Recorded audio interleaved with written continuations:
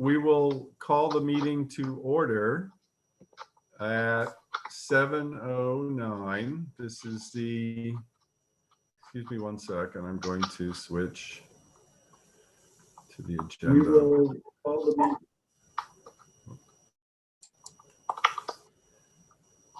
Okay, so this is the Franklin Township Historical Commission and Historical Architectural Review Board combined Zoom meeting on Tuesday, January 11th, 2022, and we're starting at 7:09. In attendance are myself, Sally Gallagher via Zoom, Sarah Beth Kohut via Zoom, Nan Latimer via Zoom, and Lou Mandich via speakerphone over my cell phone. Thanks to the miracle of modern technology. The first order of business is the organization of the Historical Commission, and we will elect our officers for the coming year. I would like to now open the floor for nominations for chairman of the Historical Commission. I nominate Paul Lagasse. Are there any other nominations? Okay, I will close the nominations. And all those in favor of Paul Lagasse as chairman of the Historical Commission, please signal by saying aye or perhaps showing an uplifted thumb in case the sound is not very good. Aye. Hi. Okay, I'll do it. All opposed, please signify by saying nay and giving us a nice Nero downward thumb. There being no negative votes, Paul Lagasse is unanimously elected chairman of the Historical Commission. I would now like to open the floor to nominations for vice chairman of the Historical Commission. I would like to nominate Nan Latimer, who has offered to serve. No, you don't need to second the nomination. Are there any other nominations for vice chairman of the Historical Commission? Hearing none, I will close the nominations for vice chairman of the Historical Commission. All those in favor of Nan Latimer as vice chairman of the Historical Commission, please signify by saying aye and perhaps giving a thumb up if because of Aye. All those opposed say nay. Give us a thumbs down. Hearing and seeing no nays, Nan Latimer is unanimously elected vice chairman of the Historical Commission. I would like to now open the nominations for secretary of the Historical Commission. Sarah Beth, can we impose upon you to continue to serve in this office? I guess so. It hasn't been too hard this past year. That's true. Thank you, Paul.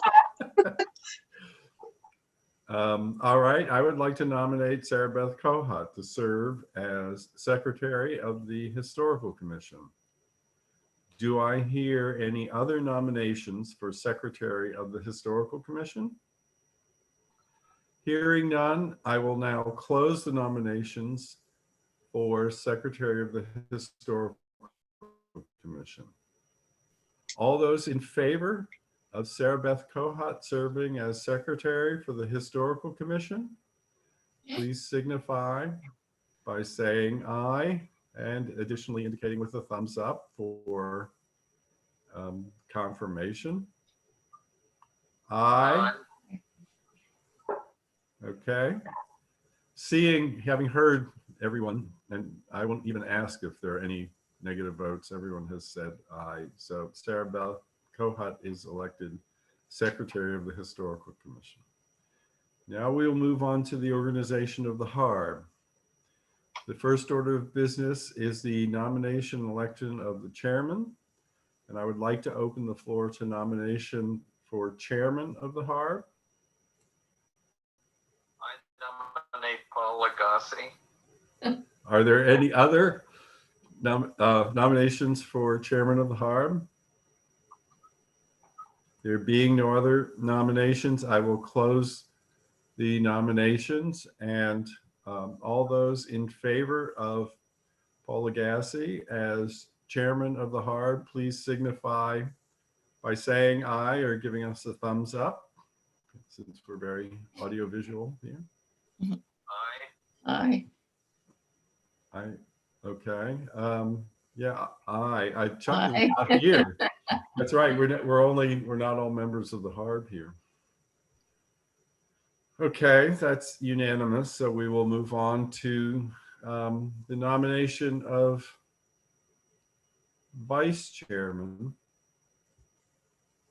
Lou, I believe you served last year. Would you be willing to serve again as vice chairman of the Harb?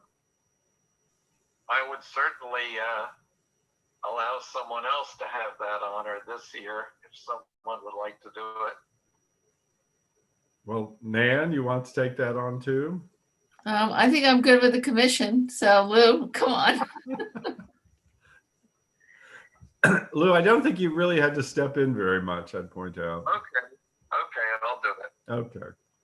All right. So I would like to nominate Lou Mandich to serve as vice chairman of the Harb. Do we have any other nominations? We could do Chuck in his absence here. That's a thought. Yeah, no. Well, we might lose Chuck. He might resign. You never know. Anyway, we will close the nominations, and I will now open the voting. All those in favor of Mr. Mandich serving as vice chairman of the Harb, please indicate by saying aye or raising your hand. Aye. Lou, you're not going to vote for yourself? You're not supposed to vote for yourself. Oh no, I you can learned you that can vote for yourself. Okay, aye. Aye, thank you. And then finally, we have secretary. Nan, can I get you to serve as secretary just so we have an elected officer? I've tended to fill in, do the minutes. So. Well, you wouldn't really want me as the secretary, so you're going to have to fill in for the minutes. Well, we had to forego this last year because we didn't want anyone. We had no one who really wanted to serve. I don't think I can be elected to serve two offices. We could pass on this for the moment and return to it at a later meeting. But I would kind of like to at least have somebody serving the office. Perhaps I can get Chuck to do it on a nominal basis. So we will revisit the nomination election of secretary at our next meeting after conferring with Mr. Phillips, because I'm not going to elect anybody to a position who's not present and willing to take on the potential responsibilities. So we will move on to the next order of business, which is public comment. And given that I see no members of the public present, I will assume that there is no public comment. The next item on the agenda is the approval of the minutes from October 5th, 2020. Prior to doing this, are there any requests for changes to the minutes from any of the members who were present? No, I don't think so. Okay. So I would like to entertain a motion then for the approval of the minutes of October 5th. I so move. Do I have a second? I second. So Mr. Mandich has moved that the minutes be approved as submitted, and that motion has been seconded by Ms. Latimer. All in favor of so approving the minutes, please indicate by saying aye or raising your hand. Aye. Aye. All in favor, please say nay. Opposed, please say nay. Hearing none, the minutes are unanimously approved by the members in attendance. Okay, so we'll move up to old business. The first continuing topic on our agenda is the updating of the historic resource surveys and PHMC data from the work that was done on the map. And I can report it at this time that since our last meeting, there has been no additional work on this item. The second item on the agenda is the Churchill African Cemetery, which has been the subject of ongoing research and some contact or attempted contact with the churches that might have some relationship to this. Sally and Nan, you've been involved with the research and some of the efforts of contact. Is there anything you would like to say on this? Personally, I've not done any work on it whatsoever. Doing other genealogical searches. If we could find some wills, we might have some more information, but I think that's premature at this point. Sally, would you like to add anything? I'm just slowly adding what I have to your spreadsheet. That's about all I have to contribute right now. Nothing new. Right. So I can report that I did attempt to contact the Mother Church in Wilmington to see. I did this by phone and by email, and I've had no response. I think that the next step is to do it by letter. And also, I have had similar success with similar attempts in contacting, I believe it's Galilee, which is the church that articles have indicated has a relationship to the cemetery. I've also had no success there. So then I will try in February, since I'll be trying to get a letter out. If there's no response via letter, I think that the next effort is going to involve contacting the woman who has done a lot of work with Bucktoe Cemetery, whose name escapes me at the moment. And because I know that from what Lou said, that she is aware of the cemetery, and I'm hoping that if she would act as an intermediary, we could simply at least get responses concerning any, is there any existing relationship with these churches that, with the cemetery, or if they wish to assume responsibility if there's not. As we all know, there is no tax information. It's simply, because it's a cemetery, it simply indicates that the cemetery itself is the property owner. And it is essentially an abandoned cemetery, as we all know. But I'm at least hoping that there would be some interest on the part of the denomination or one of the local churches belonging to the denomination, which is the American United Methodist Episcopal Church. So is there anything else anybody would like to add to that? I do have her email, I believe. Yeah, I can't. Crampton? Yeah. Yeah, Crampton sounds right. And I forget her first name, but I have it. Yeah, she was in attendance at the Hallowed Grounds conference that I believe Sally, Nan, and I were logged on for. And I think that I find, she seemed very you know, like she seemed like a person that would be a useful contact if we need somebody to try and break through. The other option is simply to show up on Sunday at a church service and wait for the opportunity to talk to people after church. I really don't know what else to do beyond that. No.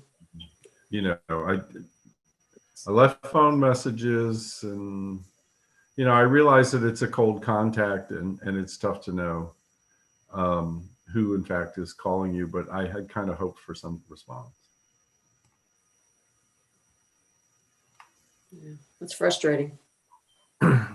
Yeah. Other township cemeteries, I would like to bring at some point Fran Barrett, who's been involved with the Campbellsville Cemetery, into you know, to attend and talk to us about what she's done. Most of what she's done has been involved posting information on Find a Grave, but she was born and raised in Campbellsville, and her name came up, Sarah Beth, with respect to your sister-in-law's mother. Is that who Joan Whiteside is? Yeah, and also both of them are, both her and Joan are people that we would like to sit down and have an oral history with. So that's on the agenda for future oral history. And I don't know, you know, at what point, obviously with the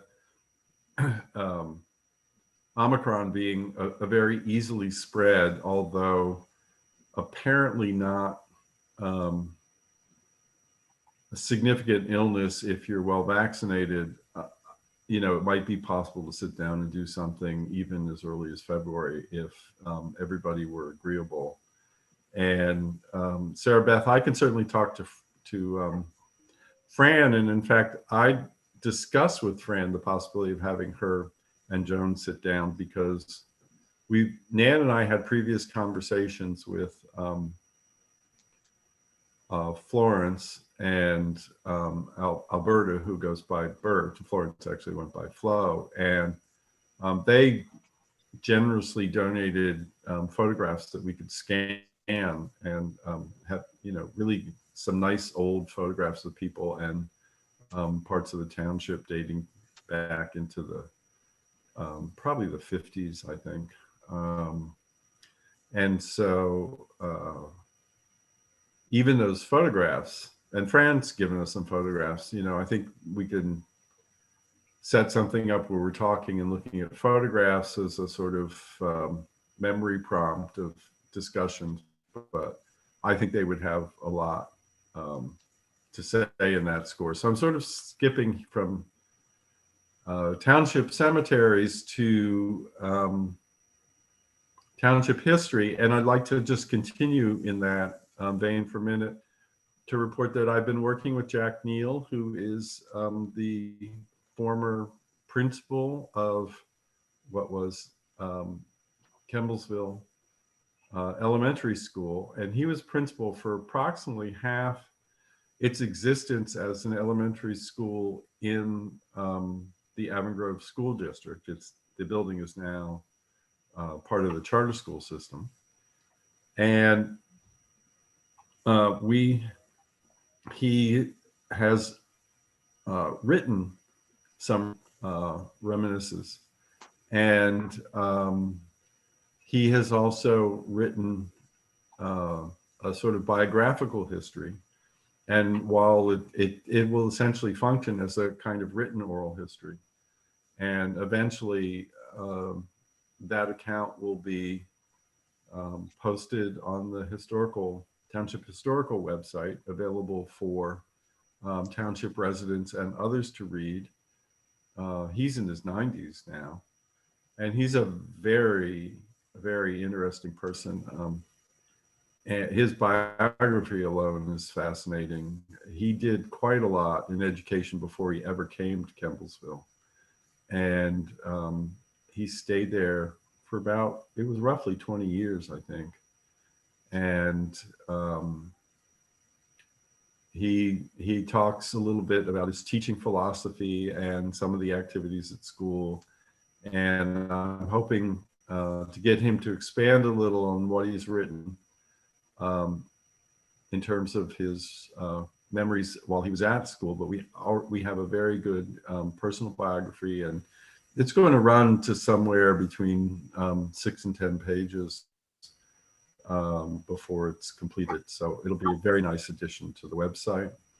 And that contact arose in part because he had a painting that was made of the school that was done as an artist in residence project that was given to him when he retired, because it had been the artist in residence project had been underwritten by the Parents Association.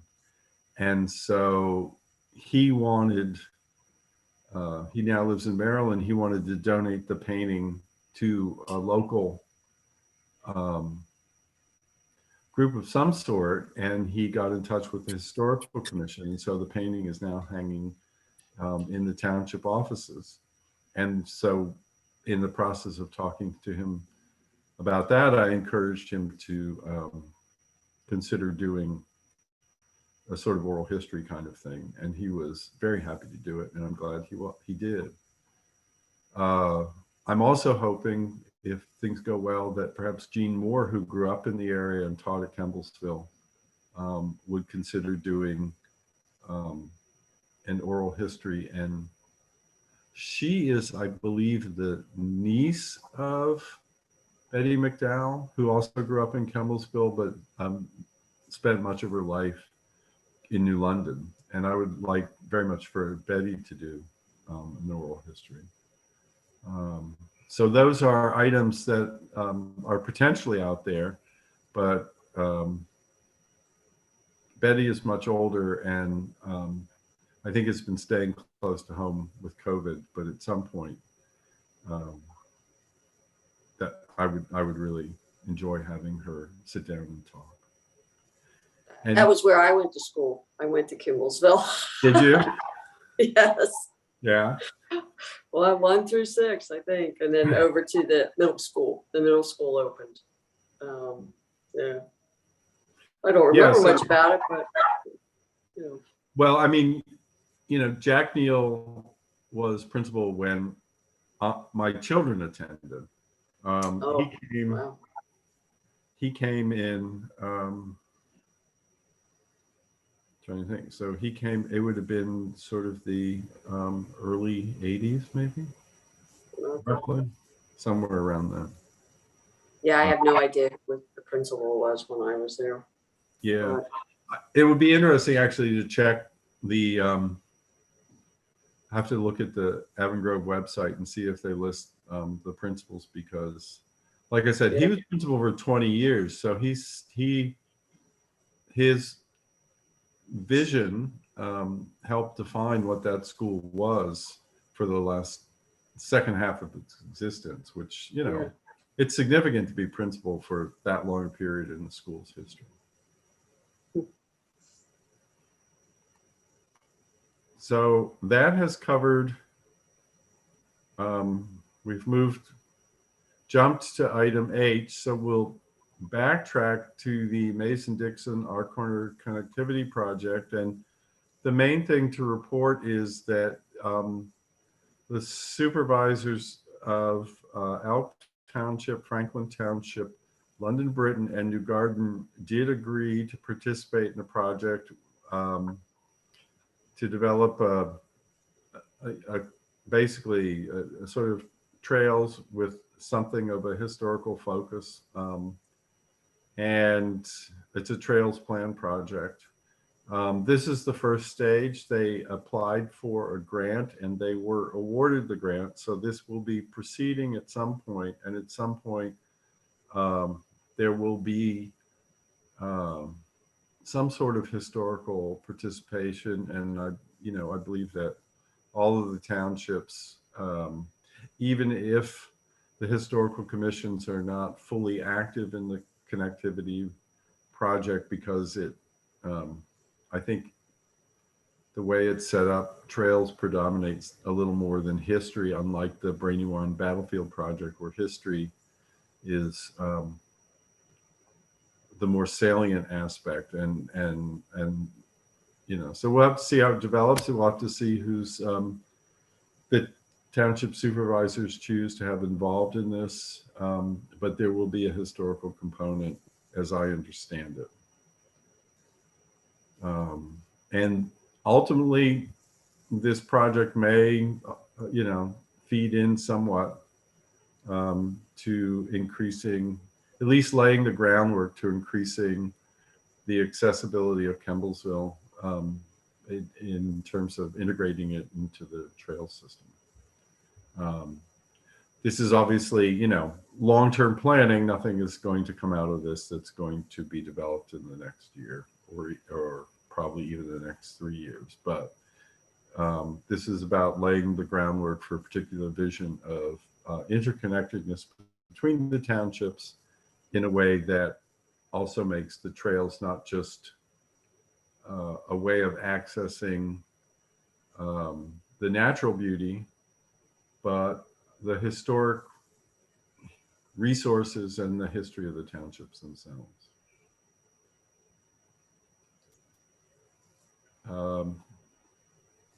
And so that now brings us basically to raising awareness of Campbellsville and Franklin history.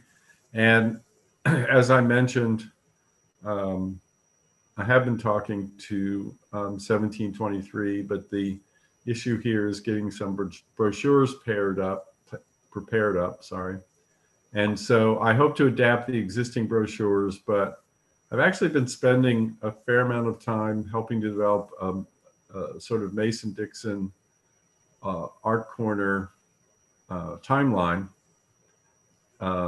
which might be of use to the connectivity project. So I have not yet been able to adapt the brochures, but that should be straightforward. And I'm hoping that in February, when I will be in one place and have a little more time on my hands to start doing that, because it would be good to get 2 or 3 of them into the winery and see how many people actually take one away with them.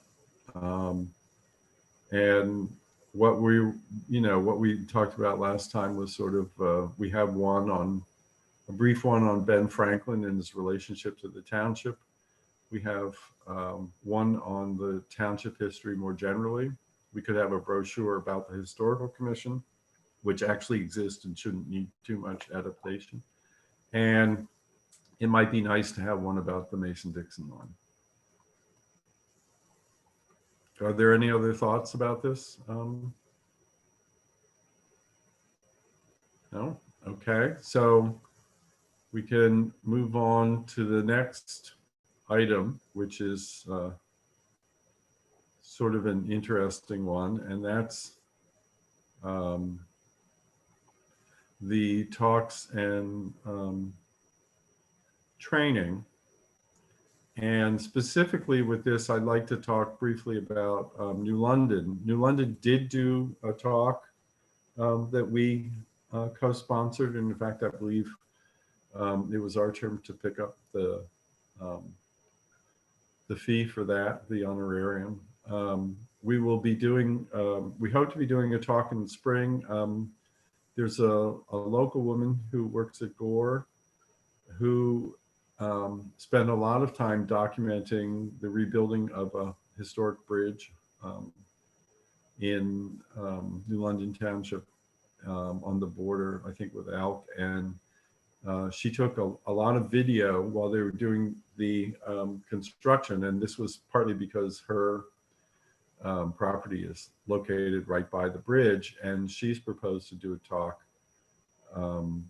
that would basically show you what was done in doing repairing the bridge and what was replaced and how it was rebuilt. And so we've discussed that, and if it seems reasonable to do a talk that might happen as early as March. But we have to see what the recommendations will be for public meetings. We had very good turnout in November when they had the talk on the Johnson gang, and the fellow who did the talk, Lou, do you remember who wrote the book? Bruce Mounty. Thank you. Bruce Mounty wrote the book, and he's a very good speaker, and he might be going forward a useful return speaker because he's written on a number of local regional topics. And like I said, he's just a very adept talker. And there was a lot of audience interest, and I was really pleased with the way it went. And considering, I think there was a lot of eagerness to get out after 18 months of, moderate to more severe isolation with COVID. And I think we might have had as many as 50 people there, which luckily it was not Omicron time, so it was not a super spreader event. But we may need to consider postponing the March talk until May. Also, I don't remember if last time I talked about this, but there were, excuse me, there, this fall, London, Britain, or in August, London, Britain had held town tours, and that was also very successful. And I ended up substituting doing a Mason-Dixon talk at that time. But it was centered on their Welsh Baptist Historic District, which was recently recognized by the PHMC. And I believe that Jim Martin attended some months ago and talked a little bit about what they were doing down there. But they're hoping to get the Evans House stabilized. Unfortunately, since the fire, it's essentially been a masonry shell. And so it no longer has a roof or any floors. And they're very concerned that any hope of preserving it will be lost if stabilization is not implemented. But they've been working with the DCNR, who manages the preserve, and that's where the house is located. And I'm hoping that for their sake that they'll be able to start stabilizing it soon. Where is this house? If you go down into the preserve near the cemetery and the Welsh Baptist Meeting House, Okay. the Evans House is a little further northeast. I'm not sure of the direction, but it's if you enter from 896, it will be beyond the Welsh Baptist Meeting House. There's a little bit of a parking lot beyond the Welsh Baptist Meeting House, and it's just a touch further down from the parking lot. And it's currently got a fence around it to keep people out of the structure because it's now completely wide open as a result of the fire.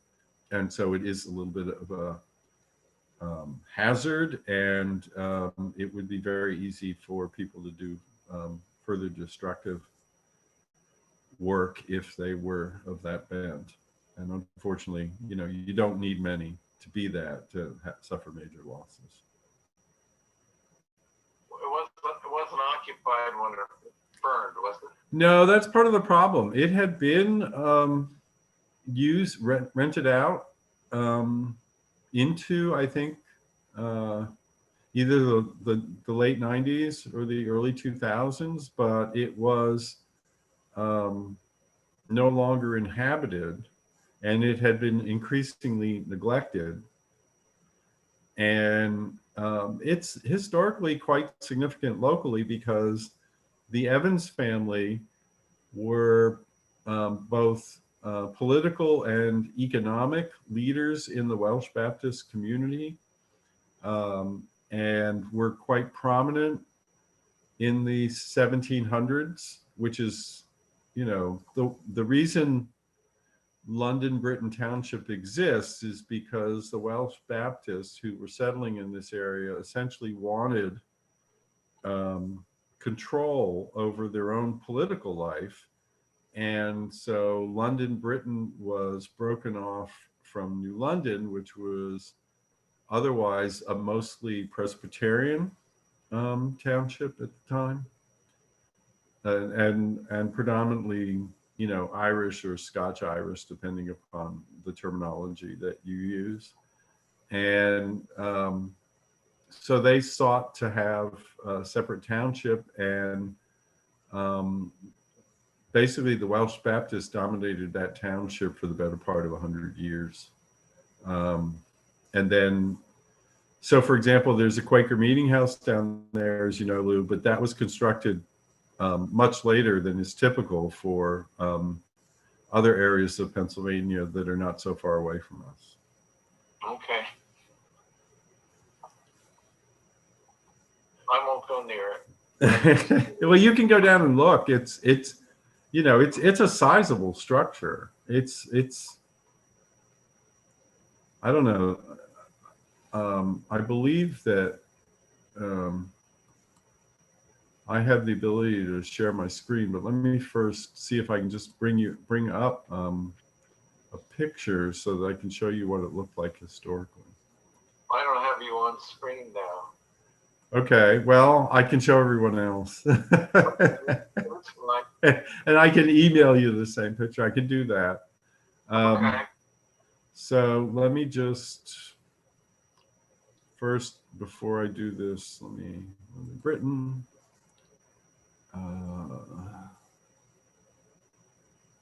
And then, so I can start with, no, that's this one. Yeah, I can, all right, if I do this, let's see, share screen. And then we'll go here. And I'll share this.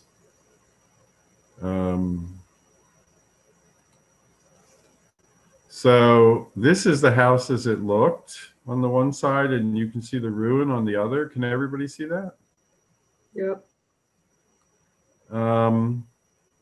And so this actually, as the Yeatman house, it shows up as an etching in Futhi and Cope.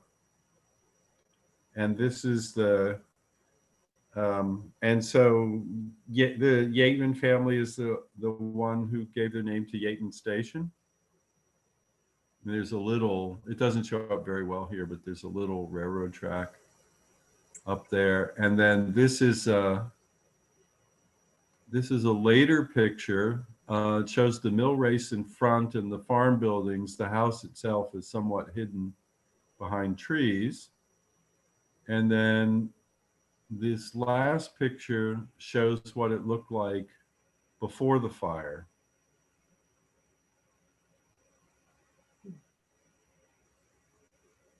And as you can see, it's really, it was quite a substantial house with stone and brick construction. And the earliest part of this house dates to about, I want to say, somewhere in the 1720s. Anyway, I'm going to stop sharing my screen so we can go back to a more general screen. So Lou, I can send you some, Okay, I'll that sounds good. I'll send you some of these pictures via email so you can see them. Okay, thank you. So let me go back to my agenda. And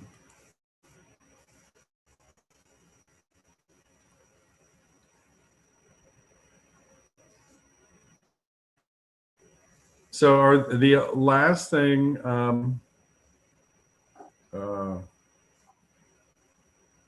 I would like to know, are there any other talks that anybody would like to bring to the attention of the Historical Commission, upcoming talks that they're aware of? Hmm. Okay. So if you do learn of any, just please circulate them to the members. I suspect that we're going to go through a period where there will not be many talks. And then finally, the last item on the agenda concerns revision to the Historic District Ordinance. And just want to let everyone know that those revisions have been passed along to the supervisors.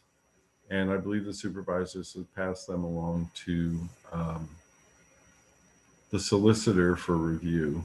But I hope that we will, I think they're straightforward and I think they will be adopted at some point. I've not been able to attend the last supervisors meeting.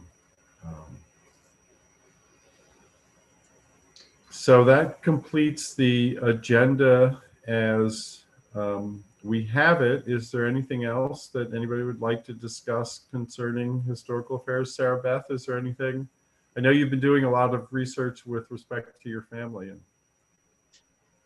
yeah, I would love to know if that house exists that Mary Boyd Morrison grew up in. I suspect that perhaps it is no longer. But, I sent the pictures around and be interested to know if anybody is able to at least determine where that house stood. Since we know it, I know it was at least within walking distance of my house. okay. The one thing I may be able to do, I'm not, because I'm traveling, I've not been in a good position to do research with respect to the historic resource surveys, but because that house does have the Gothic revival feature in the front, I think it might be possible to identify houses that were in the survey by the type of architecture. And so that may help with identifying likely candidates. But I'm saying this without having actually attempted that. So Yeah, I was wondering if maybe there's a township map from the early 1900s that might identify who owned the farms. actually, tracts that's of land. a very interesting and smart point. Let me just take a look at, since I'm already in the, Didn't those articles say it was near that paper mill? Lyle paper mill. Yeah. I mean, wouldn't that be fairly easy to, well, not fairly easy, but So to find out Sarah, where that, do you know at what point in time it would have been the Boyd Morrison? So I know that Mary was born in 1902 Okay. and her father died when she was 15. So what is that, 1917? Right. I'm not sure if she and her mother stayed there because Right. there's some references to her being from New London a little bit later on. Okay. So at least the early 1900s, it was in the Boyd family. Right. So let me just see here, see if I can zoom in. Then I'm going to have a very weird looking face. Yeah, as I bend down to look at the map. Maybe I can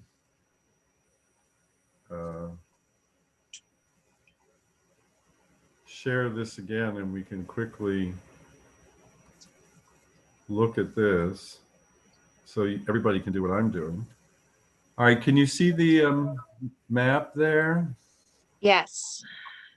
Okay, so it's located, you said it was near where Lou's house is? I think Lou said he thought he lived in the Lyle farm.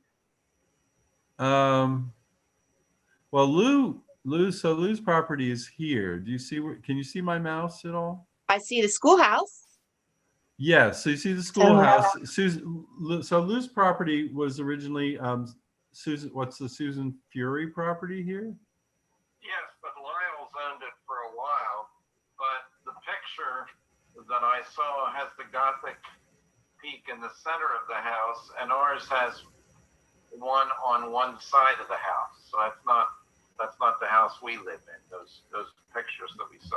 Right. But So this one, Lyle McMillan house, I think before I think they had the farm, and that's when it got developed. right. And the people that bought it from was named Cozy, and they bought the house and the barn and 3 acres from whoever the developer was. Right. I see the So- name Farah, and I saw the name Farah in some of the other clippings from Mary's stuff. So I wonder if maybe there's a connection to Farah. Yeah, I know that. So the other house you've been asking about, is the Joseph Pierce place, and I sent you the historic resource survey on that. That's the one Yeah. to the side, and then across here, which the one that says William Schlegel, that's the Plow and Harrow, which is now Galligan's. Galligan's. Galligan. Right. And so we know that none of those quite fit the bill. So I haven't really had a chance to read through all the material. I'll just say that I've been devoting my time to other things. Sure. So Understandably so. right, you know, I haven't seen my daughter and her husband in quite a while, and this is the first time I've met my granddaughter in person. So you know, when I'm in a situation where I can do more investigation, I think maybe we can at least possibly narrow down potential location. Right. So what is the time frame of this map? This is 1883. So this is as Okay. close as I can get to the time frame you're talking about, because the other map that I have, the other old map that's quite detailed, although it doesn't show property boundaries, dates to 1873. So that pushes us back even further. And so this is why I brought this one up. Got it. I thought it would be a little closer. You can find these maps, by the way, on the Historical Commission website if you go to the map section, Okay. if you wish to view them yourself. That's great. Yeah, I've sort of been noodling over what to do with all these clippings and photographs. And I've kind of been able to trace that, you know, not only was Mary related to George Carson Boyd, who founded Boyd's Flowers in Wilmington, and for some reason the obituaries make a big deal out of, like, they note that he was the surviving uncle, and a widow and a daughter survived who don't even get named in the obituary, which I thought was interesting. But she was also related to the Thompsons, and there was a Thompson who was like Secretary of Education in Pennsylvania. So I'm just trying to figure out like what to do with all this stuff. Is there a good way to organize it, turn it into an article or something? Yeah, have you scanned all the related materials so far? No, I have like 4 boxes. Okay. You know, and it's mixed in with my father also had stuff from his mother's estate. And, you know, frankly, my father's family has lived in the Oxford area for probably more than 5 generations. So we're probably related to most of Oxford. I just don't know all the different family names. Right. So there's tons of stuff in there about the greater Oxford area and Mary stuff as well. Right. I'm going to stop sharing my screen now. So it's a great snapshot of like, late 1800s up to present day, local Right. Southern Chester County. Right. Well, I think, putting something together as an article or something, even as a little niche in the Township historical website is a good idea. And, I think it begins probably with organizing it and figuring out, what's pertinent to the story you want to tell and what story, because you can probably go in several different directions. And then one of the things I have learned is that if you have access, if you have like a Google Docs account, if you open the scan of a newspaper clipping, I wouldn't attempt it with something with multiple columns because it would mess things up. But if you have a single column newspaper clipping and you open it in Google Docs, it will run OCR on it automatically. And so it will produce a text version, which, depending upon the clarity of your scan, can be fairly good. I found it better than using other online resources to scan. I did that with a number of, in order to be able to pull some of the work that had been done and printed out by Nan, I used Google Docs basically. I scanned it and then uploaded it, opened it. You have to have it in your Google Docs online, and then you open it in Google Docs, not in the photos, and it will run an optical character recognition on text. It immediately recognizes it as text, and it will give you the image in a new document along with the conversion to text underneath it. So in terms of getting things into a format where they're quotable without retyping them, it's extremely helpful. Great. Okay, that's good to know. Yeah, and if you're having any issues with it, I might be able to, help you out. I don't do it often enough, and so I find that I have to remember exactly how to do it each time I do it. But once you get to the point where you're set up to do it, it's an extremely efficient and free way of converting images of text into the text itself. Good to know. Good stuff. Yeah. Is there anything else that anybody would like to discuss? And if not, I think we could adjourn the meeting. I'll make a motion to adjourn the meeting. Okay. I don't even know if we formally actually need a motion. Oh, okay. Usually we just adjourn. Okay. So I know some groups do that, but we traditionally have just adjourned. So Did we actually pick our regular meeting time? I'm assuming we are continuing to meet at the time we have met historically, which is the first Tuesday of the month. That is slated as our planned meeting, but depending upon the necessity of meeting due to business before us, we are required to meet once a quarter. I think last year we may, depending upon whether we're talking about the Harb or the Historical Commission, we may be talking about either 5 or 4 meetings a year. So, but 7 p.m. on the first Tuesday of the month is when we've been meeting, unless people feel that there's a need to change it. I think we could continue with that. Is that agreeable to everyone? Sounds good. With me. Okay. All right, so we will continue with that going forward. It might be good to have a brief meeting in February just to catch up on some of this stuff and to see if we need to plan for,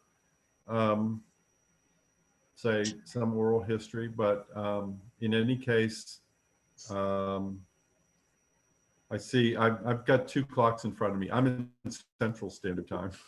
So if there's no further business, then I will adjourn the combined historical and commission and Harb meeting at 8:04. We can call it a night. And I thank you all for attending. Okay, thank you for your diligence. Sorry I wasn't able to Zoom it, but Well, I won't be in another time zone next time around, so it should be easier to manage. all right, thank you. Thanks. It's kind of amazing that this all works as it does. Zoom makes it easy to get together if you want to be with your granddaughter too. Okay, you all take care. And I wish you all a happy new year. Happy Chinese New Year. It'll be coming up soon, I think, too. Same to you. New Year. Good night. Good night.